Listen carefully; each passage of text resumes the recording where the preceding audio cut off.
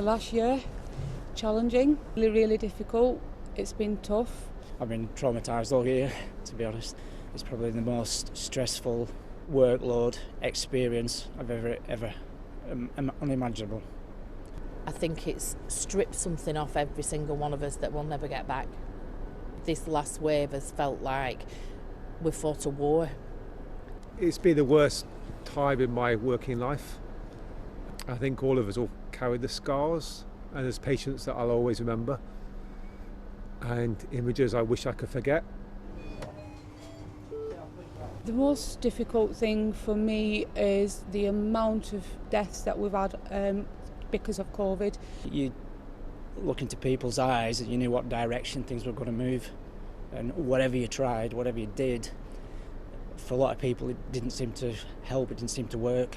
I remember being on the wards and it was almost like there's a disaster had happened and people were dying, and all you could give is love. We had husbands and wives die on the same unit. They just died one after another. Holding patients' hands as they were put to sleep to be vented, and those patients saying to you, "Don't let me die, don't let me die, David, don't let me die," and then them dying. Those patients stay with you because we were the last people that spoke to them. I think everybody's felt a bit like how much more can happen to us. I started with chronic anxiety. I wasn't sleeping. Some of my colleagues started suffering from depression. And we have staff who I work with who have suicidal thoughts because they've been in such a desperate place.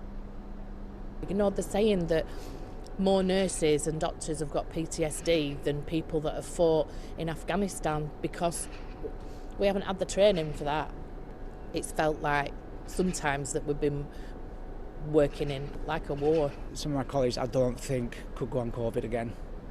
They just cannot deal with it at all, whatsoever. It's totally destroyed them.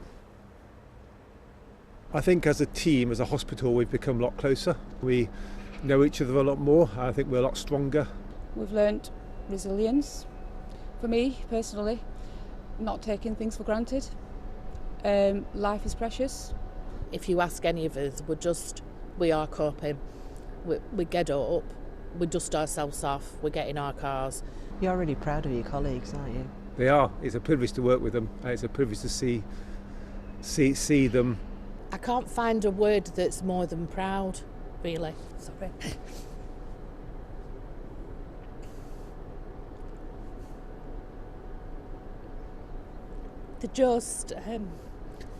They've gone above and beyond anything that I ever thought possible. How do I feel now? I'm still apprehensive. I'm still apprehensive as lockdown slowly is released. Cautious. Things are much better. We have a lot less patients now, and things feel more hopeful. I'm so happy about the fact that we've brought the COVID numbers down and we are now looking after patients that we were looking after pre-COVID. And I do feel hopeful for the future, but I think COVID will come back in the autumn. And I think when it does, a lot of us will be scared.